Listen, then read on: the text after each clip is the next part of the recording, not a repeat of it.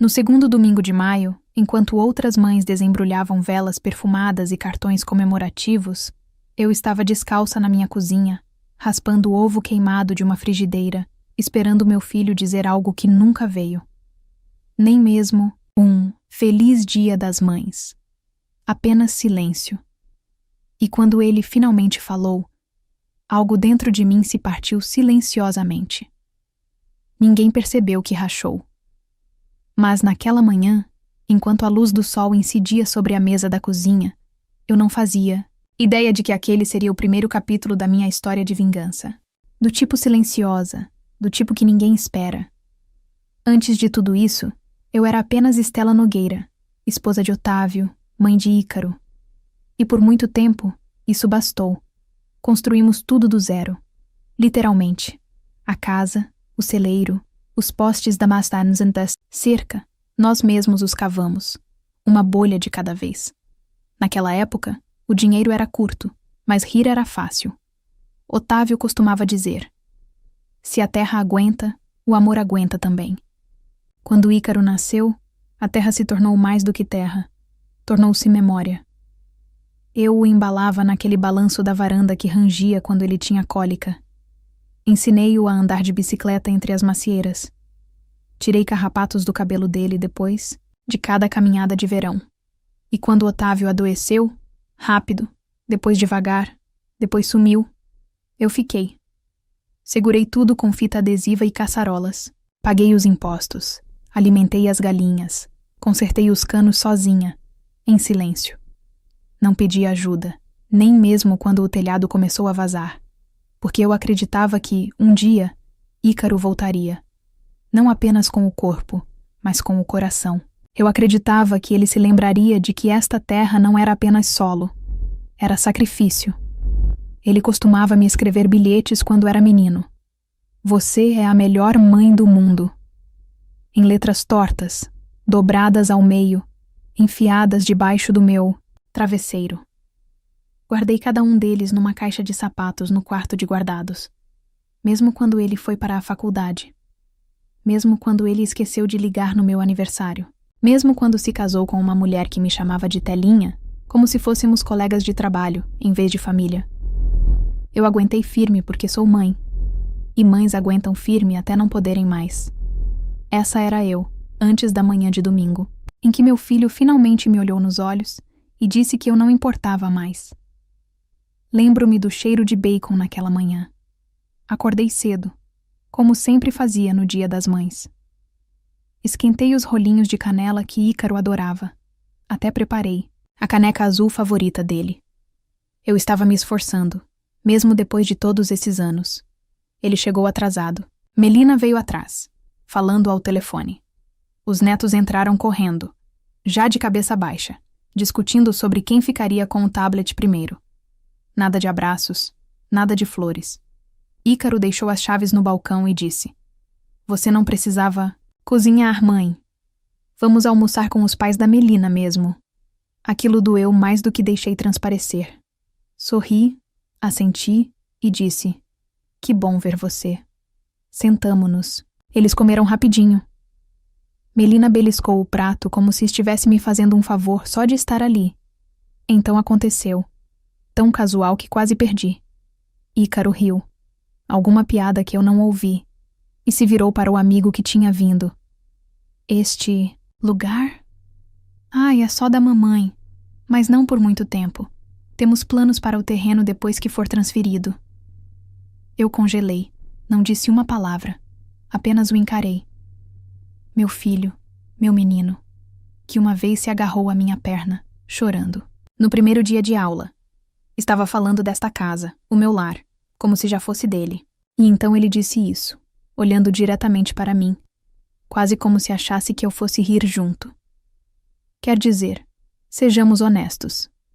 A mãe já passou da fase em que consegue realmente lidar com tudo isso. Ela fez a parte dela. Ela fez a parte dela, como se eu fosse um capítulo já encerrado. Se você já teve o trabalho da sua vida resumido em uma frase descartável, sabe o tipo de silêncio que se segue. Não é choque. É algo mais frio. É saber que você nunca foi o final. Eles simplesmente nunca esperaram que você ainda fizesse parte da história. Se alguém já tratou os seus anos de sacrifício como uma nota de rodapé, conte-me abaixo. Quero ouvir de mulheres que ouviram que terminaram porque você não terminou. Você nunca termina. Eu não discuti naquele dia. Não chorei. Lavei a louça, empacotei as sobras que elas nunca tocaram e vi o carro deles descendo a garagem sem nem olhar para trás. E fiquei ali, parada na porta, pensando não no que eu tinha perdido, mas no que eu tinha dado. Porque a pior parte de ser apagada, perceber que eles achavam que tinham o direito de fazer isso, não foi da noite para o dia. Essa é a parte cruel. Desfez-se silenciosamente como linha escapando de um carretel que você nem percebeu que estava solto. Uma semana depois daquele Dia das Mães, Ícaro parou de atender minhas ligações imediatamente. As mensagens ficaram mais curtas. Ele não estava bravo. Só não estava disponível. 2 semanas depois, Melina enviou uma mensagem no grupo sobre a reutilização do terreno para um futuro empreendimento comercial. Ela escreveu: seria um lugar tão fofo para um pequeno café, glamping, com clima rústico, ótimo para o Instagram. Ninguém perguntou o que eu achava. Então chegou o dia em que trouxeram um homem de calça caque e uma prancheta. Observei da janela enquanto ele caminhava pelos campos que Otávio e eu plantamos lado a lado. O homem apontava para as árvores como se fossem obstáculos, não memórias. Ícaro nem sequer bateu para dizer oi. Naquela noite, perguntei gentilmente: você está planejando algo com a terra, querido? Ícaro nem tirou os olhos do celular. Está na hora de modernizarmos as coisas, mãe. Sabe, aproveitar. Papai sempre quis que este lugar permanecesse na família. Assenti, sem confiar em mim mesma para falar, porque o que ele realmente queria dizer era: você não faz mais parte da família como a definimos. Eu tinha me tornado a mobília, ainda no quarto, mas não fazia parte da conversa. Chegou então a festa de aniversário da minha neta mais nova. Levei uma colcha feita à mão que passei 2 meses costurando. Cada quadrado bordado com uma lembrança. Tecido do cobertor de bebê do Ícaro, um remendo da camisa de flanela do Otávio, um canto do avental que eu usava todas as manhãs de Natal. A pequena abriu, piscou e voltou para seu novo conjunto de brinquedos. Melina deu um sorriso fraco. Ah, é lindo. A gente vai encontrar um lugar para ele, eventualmente. E acrescentou rindo. Ela está curtindo muito unicórnios que brilham no escuro agora. Fiquei com aquela colcha no colo a festa toda. Ninguém percebeu. Mais tarde, no carro, chorei. Mas não porque eles não gostassem. Chorei porque eles não viam aquilo como realmente era. Um pedaço de mim. Percebi então que não estava sendo rejeitada com crueldade. Estava sendo apagada com indiferença. E de alguma forma, isso doía mais. Porque não era que eles parassem de me amar. Era que eles não percebiam que tinham parado. E eu tinha deixado isso acontecer aos poucos. Em nome de ser fácil, de ser compreensiva, de ser o tipo de mãe que nunca pede nada em troca. Até que um dia, não sobrou nada de mim na versão deles. De lar, exceto um nome na caixa de correio que planejam pintar. O dia em que me lembrei da escritura foi o dia em que tudo mudou. Eu tinha ido ao sótão de memórias em busca de uma caixa de receitas antiga. Algo para me distrair do silêncio. Em vez disso, encontrei a pasta à prova de fogo que Otávio sempre guardava atrás do porta-malas, aquela com todos os nossos documentos importantes. Sentei-me no chão, com a poeira rodopiando sob a luz da janelinha, e a abri. Lá estava, abaixo, escritura do terreno. Ainda em meu nome, só meu. Não transferida. Não prometida. Não do Ícaro. Apesar de toda a sua conversa sobre o papai ter dito isso, e estarmos modernizando aquilo, ele nunca perguntou quem era o proprietário legal. Ele simplesmente presumiu, como a maioria das pessoas faz quando acha que alguém é quieta demais para ter importância. E foi então que ouvi a voz do Otávio. Não de forma fantasmagórica, mas na memória. Clara, firme, sempre um pouco divertida. Se você alguma vez sentir que está sendo apagada, Telinha, lembre-se de que você também construiu este lugar. Você tem uma palavra a dizer sobre como sua história termina. Aquela frase me atingiu como uma brisa através de uma janela fechada. Sentei-me, ali com aquela escritura no colo, e percebi uma coisa. Eu não tinha me permitido dizer em voz alta. Eu não fazia parte do futuro deles. Eu era um substituto, um trampolim no caminho para o próximo capítulo. Eles já tinham seguido em frente. Eu era a única que ainda fingia que estávamos todos juntos na mesma vida. Naquela noite, não chorei. Fiz chá. Dobrei roupa lavada. Observei o pôr do sol atrás da mesma fileira de árvores que Otávio havia plantado no ano em que Ícaro nasceu.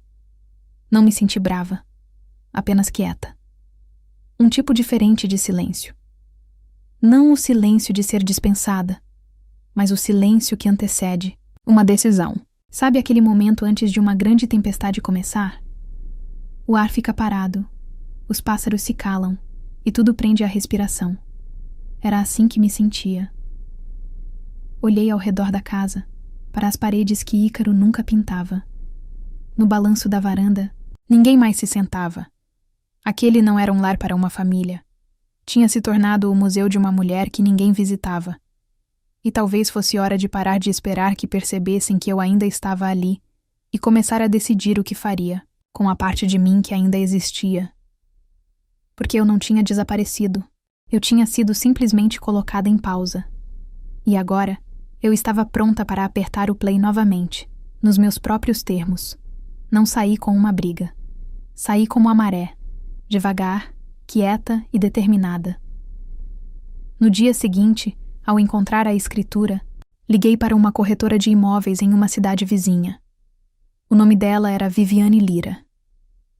Ela não fez muitas perguntas, apenas ouviu quando eu disse: quero que isso seja feito em silêncio, sem placas, sem casas abertas, apenas limpas. 3. Semanas depois, assinei os papéis. A fazenda, 2 acres de suor, risos, cercas quebradas e memórias queimadas pelo sol, foi vendida por R$212 mil. O comprador era um casal de aposentados do Rio Grande do Sul. Eles prometeram ficar com as macieiras. Foi o suficiente. Não contei para Ícaro. Não por vingança, mas por clareza. Por quê? Se ele realmente estivesse prestando atenção, saberia que nunca foi dele. Na manhã em que saí, andei por cada cômodo da casa como se estivesse me despedindo de uma versão de mim mesma. Toquei as paredes que um dia pintei à meia-noite. Alisei a colcha aos pés da cama. Abri o armário onde eu costumava esconder biscoitos de gengibre para Ícaro quando ele era pequeno. Então escrevi uma carta para ele. Só uma página. Sem raiva, sem drama. Você assumiu, Ícaro, e eu deixei. Mas esta casa nunca lhe foi prometida. Foi construída, cuidada e protegida por mim. E decidi deixá-la ir antes que se tornasse algo que eu não reconheço. Você não me encontrará aqui. Escolhi parar de esperar para ser vista. Não estou desaparecendo. Estou apenas me tornando. Deixei-a sobre a mesa da cozinha, embaixo do vaso velho que ele nunca percebeu que estava rachado. Então, entrei no carro e dirigi. A Serra do Araripe me acolheu como um sopro suave. Encontrei uma pequena casa de campo, um quarto, persianas desbotadas, um balanço na varanda que rangia na medida certa. Plantei lavanda em vasos descombinados. Pendurei os velhos sinos de vento do meu marido. E pela primeira vez em anos, sentei-me em um silêncio que não parecia solidão. Fechei a conta bancária conjunta. Abri uma nova e enviei uma doação discretamente para um abrigo de mulheres a 50 quilômetros de distância. No memorando, escrevi sobre uma amiga que finalmente se afastou. Todas as manhãs, eu preparava meu próprio café. Sentava-me perto da janela e respirava a vida que havia construído. Não para mais ninguém, mas para mim. Não postei fotos, não atualizei meu endereço, não deixei migalhas de pão. Porque ninguém caça fantasmas. E eu estava farta de assombrar uma casa que nunca me procurava. Ele levou 3 semanas para perceber que eu tinha sumido. Ícaro ligou 2 vezes. Eu não atendi. Ele deixou uma mensagem de voz. Mãe, só para saber como você está. Tudo bem? Depois outra mensagem. Ouvi algo sobre a fazenda. Me liga. Deixei as mensagens paradas. Sem malícia. apenas silêncio. Nas quarta semana, um carro entrou na entrada de cascalho da minha nova casa. Eu estava aparando lavanda na varanda quando o vi. O mesmo caminhão da Marinha. Os mesmos ombros ansiosos. Ele estava parado no portão, como um menino grande demais para bater. Eu não me mexi. Finalmente ele deu um passo à frente. Você vendeu mesmo? Aposto que sim. Respondi. Não fria, apenas transparente. Ele olhou para o chão. Achei que fosse meu. Eu sei, respondi. Você nunca perguntou. Você apenas presumiu. Ele olhou para mim então. Realmente olhou. Não para as minhas mãos. Não para o jardim. Não para os anos no meu rosto. Mas para mim. A mulher que o criou. Eu não queria que você se sentisse esquecida, mas você se sentiu. Ele disse suavemente. E a questão é que eu deixei. Ele sentou-se no degrau da varanda. Eu não o convidei para entrar. Eu não precisava. Eu não esperava por isso. Ele sussurrou. Ninguém espera, eu disse. Ninguém espera que os quietos vão embora. Antes de irem embora. Ficamos sentados por um longo tempo, ouvindo o lago respirar. Finalmente, eu disse, não estou brava, Ícaro. Não estou aqui para puni-lo. Mas também não estou aqui para ser conveniente. Ele assentiu, lentamente. E agora, entreguei-lhe uma carta dobrada e selada. Isso explica para onde foram os meus bens. Você não está à altura, mas também não é o centro. Ele não discutiu. Antes de sair, perguntei. Quer um chá? Ele pareceu surpreso. Mesmo depois de tudo isso, não estou ressentida. Eu disse. Só estou tomando cuidado agora. Bebemos em silêncio. Então, ele foi embora. Sem abraço, sem promessas. Mas olhou para trás, uma vez, antes de virar, na rua. Foi o suficiente. Mais tarde naquela noite, fiquei parada junto ao parapeito da varanda, observando o sol se pôr atrás das árvores. Meus sinos de vento balançavam ao vento. Meu jardim estava florido. Ninguém sabia onde eu estava. E, pela primeira vez em décadas, me senti vista. Você já teve que se afastar de pessoas que amava só para se lembrar de quem você é? Se esta história tocou algo em você, conte-me abaixo. Seu silêncio não significa que você se foi. Às vezes, significa que você finalmente voltou. Agora me diz, o que você faria se sua própria família te tratasse como se você já não fizesse mais parte da história deles? Será que Stella está certa em vender tudo? Sem avisar o filho ou ela foi longe demais? Escreve aqui nos comentários, de 0 a 10. Qual a sua nota para essa história? Quero muito saber. Se você gostou do vídeo, já clica em gostei. E não se esquece de se inscrever no canal. Assim, você não perde nenhuma história emocionante que postamos diariamente aqui no canal. Um beijo e até breve.